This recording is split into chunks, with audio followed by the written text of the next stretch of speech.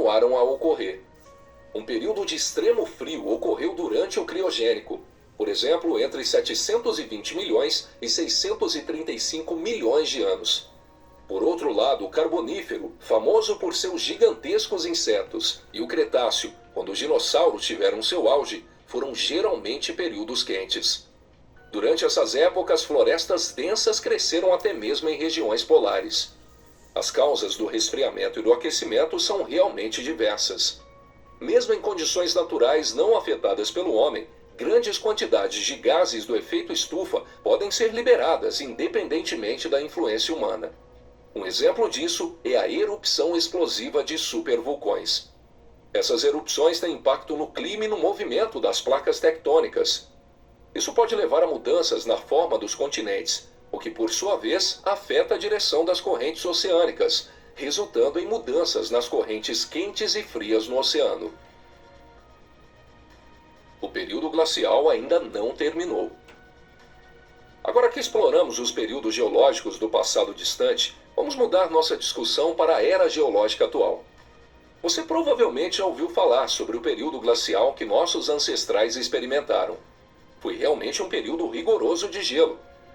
Durante o período mais rigoroso, as geleiras cobriam toda a área atual da Polônia e Alemanha, bem como uma grande parte da França, estendendo-se até os Alpes. Esse período glacial chegou ao fim há cerca de 20 mil anos. Pelo menos é isso que se acredita atualmente. No entanto, na realidade, o período glacial ainda não terminou. O período glacial mais recente é, na verdade, apenas uma parte considerável do Cenozoico, começando cerca de 40 milhões de anos atrás. Pesquisadores acreditam que o início desse período glacial está relacionado à separação final da Antártica. Tá aí. Então, o clima da Terra, em eras geológicas diferentes, foram de aquecimento global e de era glacial. Ainda estamos numa era glacial interno, ou seja, em conclusão. Tem estudo científico aí, desde a década do início do novo milênio, que agora, na década de 2030, a Terra entrará numa nova era de mini-gelo. Está aí um exemplo típico que o clima da Terra é muito paradoxal. Por exemplo, o hemisfério norte, agora janeiro de 2025, está no inverno. E o hemisfério sul no verão. Na posse de Donald Trump, agora nos Estados Unidos, essa semana, a temperatura lá chegou, em Washington, a 10 graus, mais de zero. Aqui no Brasil, Rio de Janeiro, 40 graus acima de 0 graus Celsius. Então, o clima da Terra é paradoxal. Isso são eras diferentes de aquecimento global e de era de mini-gelo. Então, fica os institutos de meteorologia, a mídia mais especulativa, que tira dividências em cima disso. Estamos na era de aquecimento global. Mas os Estados Unidos, a Europa, agora em janeiro até fevereiro, período do inverno no hemisfério norte, está em era de mini-gelo. O hemisfério sul em era de aquecimento global. Então isso se joga na mídia, na merchandising, da geologia, dos interesses políticos, que a Terra está em aquecimento global. Mas isso não é verdade.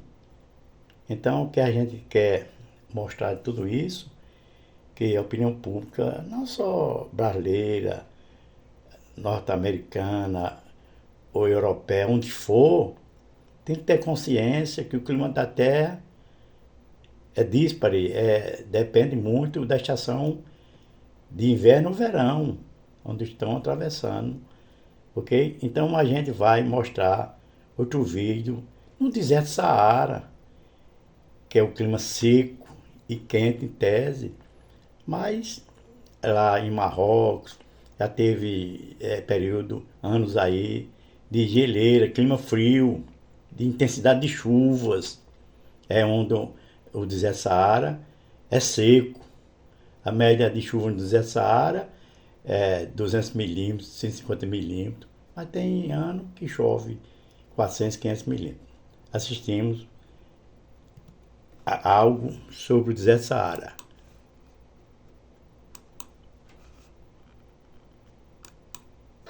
Pela primeira vez em 50 anos, o deserto do Saara, no Marrocos, ficou inundado. As imagens são de satélites da NASA, a agência espacial norte-americana. Foram 2 dias de chuvas intensas, que formaram lagos e rios que nunca tinham sido vistos por pelo menos uma geração. Choveu 4 vezes mais que o esperado para um mês inteiro. O Saara se estende por 12 países, do norte, centro e oeste do continente africano. É o deserto mais quente do mundo e, pelo menos nos próximos meses, haverá mudanças nas temperaturas na região. A população local, principalmente os agricultores, que sofriam com a seca extrema por anos, terão agora que aprender a lidar com um novo clima. Os meteorologistas afirmam que a chuva que caiu no Saara é mais um efeito do aquecimento global.